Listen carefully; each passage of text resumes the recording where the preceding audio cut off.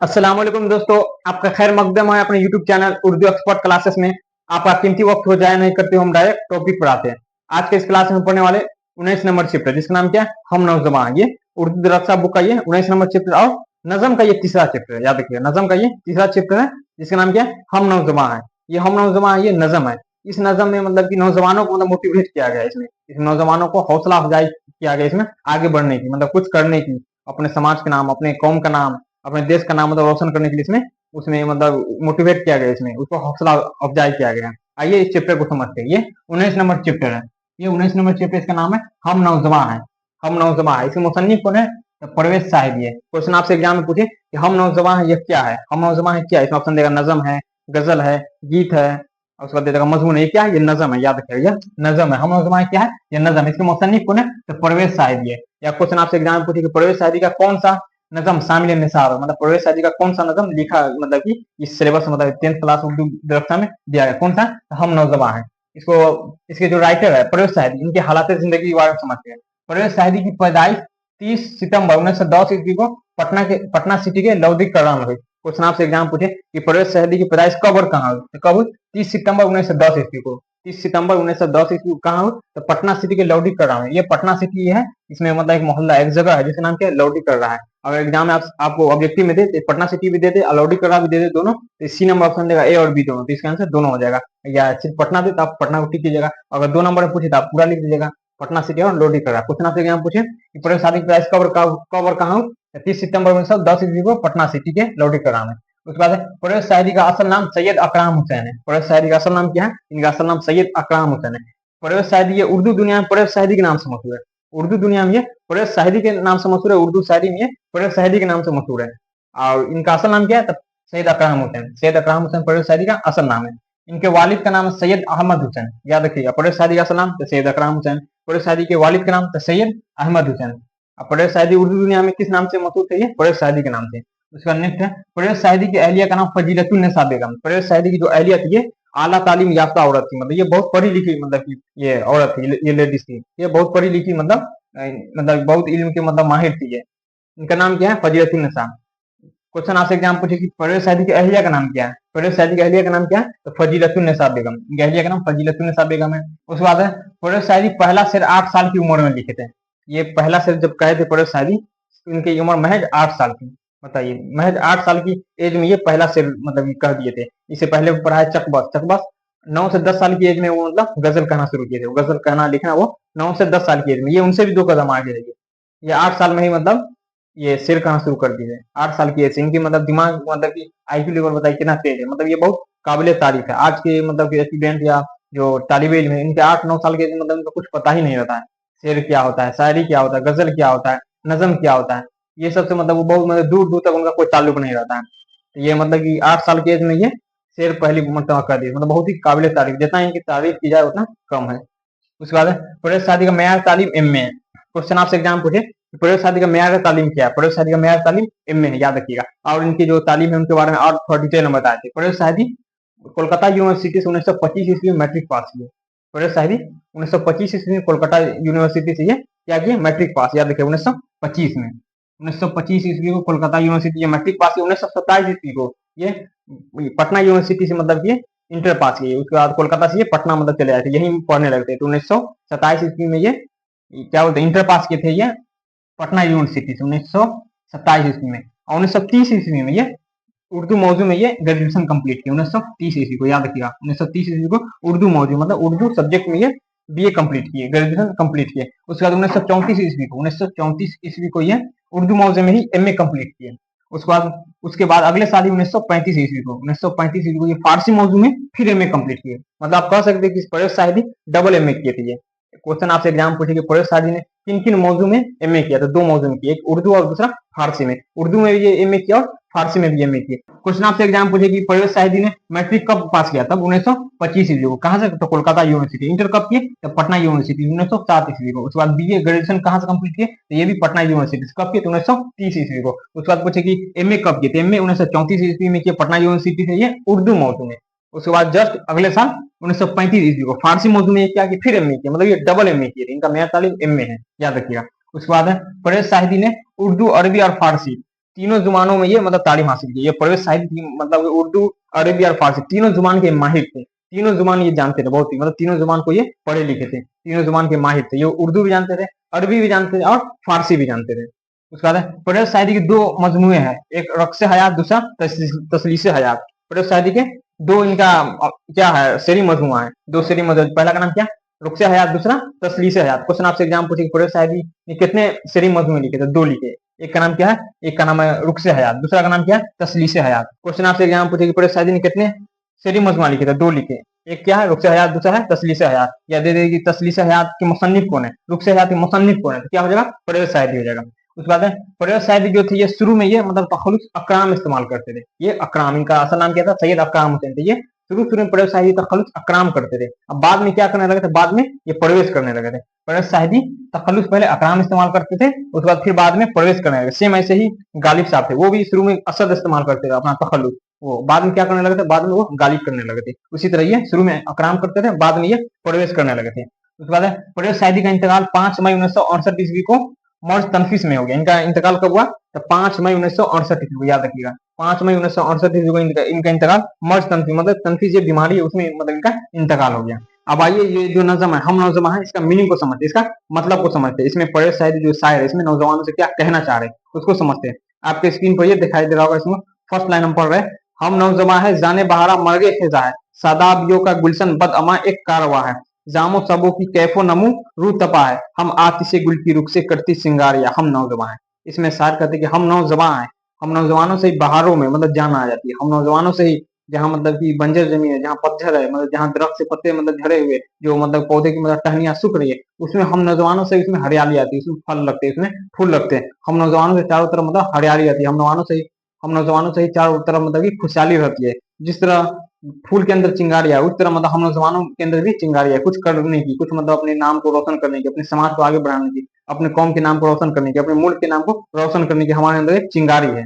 उसके बाद है वह हो दफातर या दरसगाह या कारखाने, जज्बात के या अफकार के हो वह आसियाने, सबकी मसनत काले धुएं के सामयाने, सुनकर सदाए साज जवानी सब नगमे खा है, हम नौजवान है। उसके बाद शायर इसमें कहते हैं कि चाहे वो दफ्तर ही क्यों ना हो, चाहे वो दरसगाह क्यों ना हो, चाहे वो कारखाना क्यों ना हो, मतलब कि चाहे वो कोई मतलब कि कोई भी शोभा हो, मतलब कि कोई मतलब फील्ड हो, उसमें मतलब कि हम नौजवानों की वजह से ही मतलब वो चलती है। हम नौजवानों पे ही मतलब टिकी हुई है, हम नौजवानों के लेके ही मतलब वो तरक्की कर रही है, हम नौजवानों से ही मतलब सब ये पूरा मतलब चल रहा है। उसके बाद नेक्स्ट लाइन है, भीगी हंसी फिर कैफ नमू का हक मांगती है, तस्कीन जौब जामो सबू का हक मांगती है, बज़्म जवानी में है वो का हक मांगती है, बारूद मिलकर किसको डराती है ये झुरिया, हम नौजवान है। इसका इसमें कहा जा रहा है कि मतलब कि ये जो ये दुनिया मतलब जितने भी खूबसूरती है, दुनिया में जितना भी मतलब कि हसीन है, मतलब ये दुनिया जितना मतलब खूबसूरत, ये हम नौजवानों की वजह से ये दुनिया में जितनी भी मतलब की तरक्की किया गया या जो भी मतलब की साजो सामान मतलब की है, ये सब हम नौजवानों की मतलब की ये सब देन है। उसको ये इसमें कहा जा रहा है कि बारूद मतलब क्या है, मतलब हमको डराने की कोशिश करे, ये बारूद को भी मतलब पता होना चाहिए कि बारूद को भी मतलब कि हम ही नौजवानों ने बनाया है। ये जितने मतलब कि बारूद है या और भी मतलब जो मतलब की सामान है, ये सबको हम ही ने मतलब नौजवानों ने ही बनाया है। उसके बाद नेक्स्ट लाइन, शोले गजब के रहते हैं रुखसा कल्बो जिगर में, सांसें हमारी सूरज की किरणें सौको शहर में, सुराख कर दे जुल्मत कदों के दीवारों दर में, सोच सोच दरों से अपनी निगाहें आती से फिसा में, हम नौजवान है। इसमें मतलब जो नौजवान है मतलब ये कहते हैं कि मतलब कि ये जो मतलब कि हमारे जिगर है, जो हमारा दिल है, मतलब इसमें मतलब कि एक शोला की तरह मतलब आग भड़क रहा है, मतलब कि एकदम कुछ करने के लिए। इसमें ये हमारी जो सांसें है मतलब कि ये मतलब कि एकदम मतलब कि सूरज की किरणें की तरह मतलब एकदम गर्म हो चुका है, मतलब कि हमारी आंखों में मतलब कि जुनून है एकदम कुछ कुछ मतलब कर गुजरने के लिए, कुछ मतलब कि अच्छा करने के लिए, अपने मतलब कि कौम के नाम, अपने मुल्क के नाम मतलब रोशन करने के लिए, कुछ आगे बढ़ने के लिए।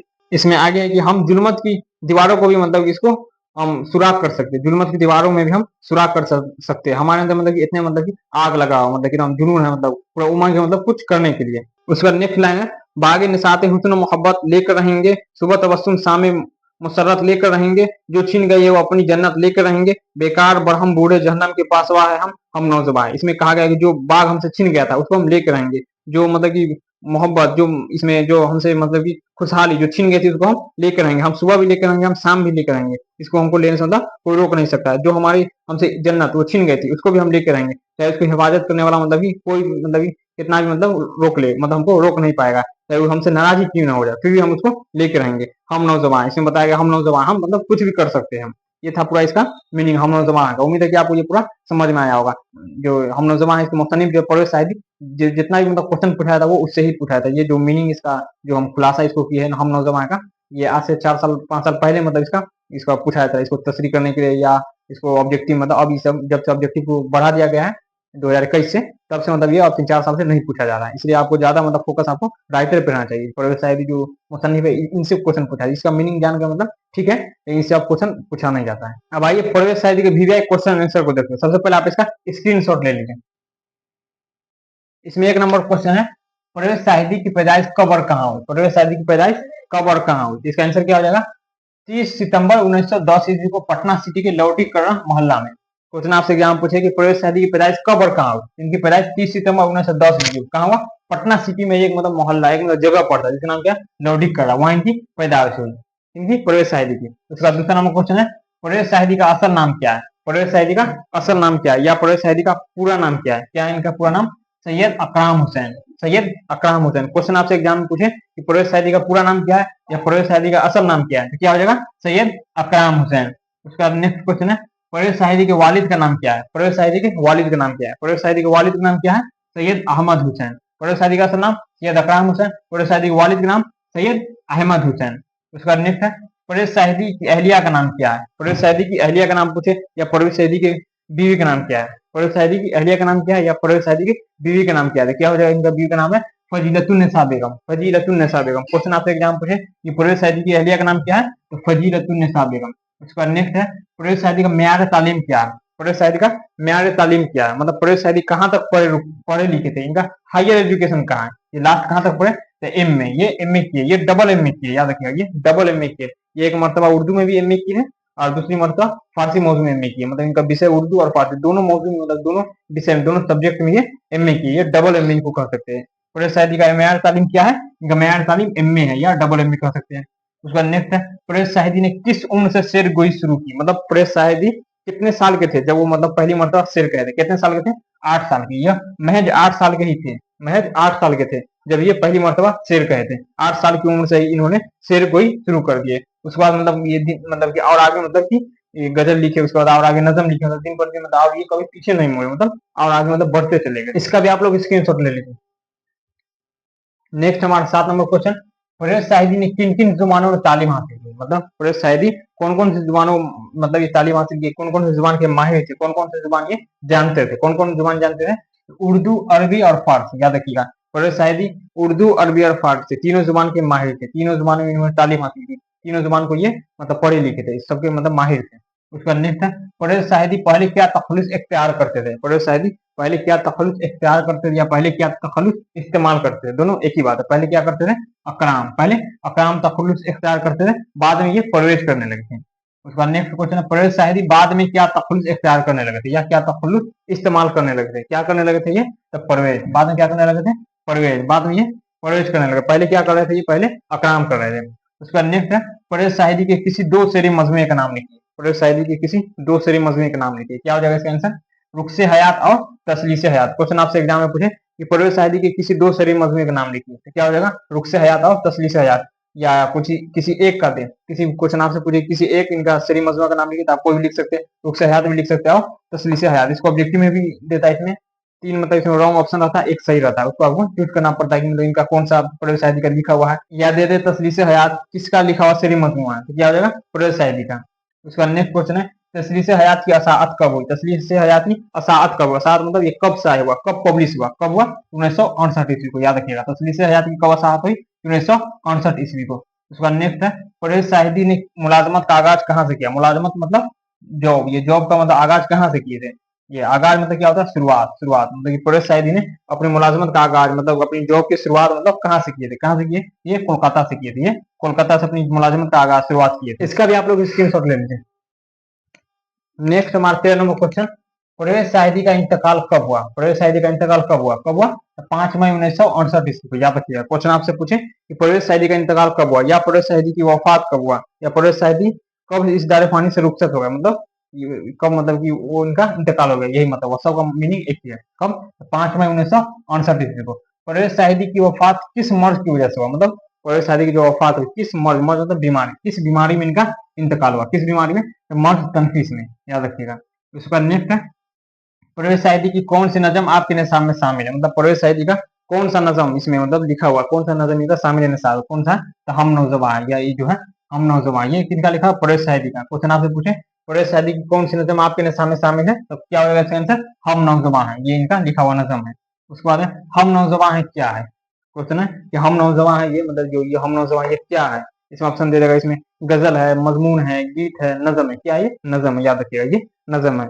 हम नौजवान क्या है, नज़म है। उसके बाद नेक्स्ट है हम नौजवान है किसकी नज़म है, मतलब ये हम नौजवान ये किसका लिखा हुआ नज़म है, किसका लिखा हुआ, तो परवेज साहिदी का, याद रखिए ये परवेज साहिदी का लिखा हुआ है। ये जितना इसमें क्वेश्चन आंसर था इसका मीनिंग हम नौजवान है इसका परवेज साहिदी का पूरा क्वेश्चन आंसर भी हम आपको लिखा चुके हैं, इसको हम हर जगह से मतलब नोट करके इसको लिखा है। आप कहीं भी खोजिएगा कोई भी मतलब किसी भी पब्लिकेशन का किताब या कोई गेस्ट पेपर, इससे अच्छा कहीं भी नहीं बताया गया होगा। अगर इसको समझने आपको कोई दिक्कत हो, कोई डाउट हो, तो आप हमें कमेंट में जरूर बताइएगा, ताकि अगली वीडियो में हम इसको पूरा क्लियर कर सके। तब तक के लिए खुदा हाफिज।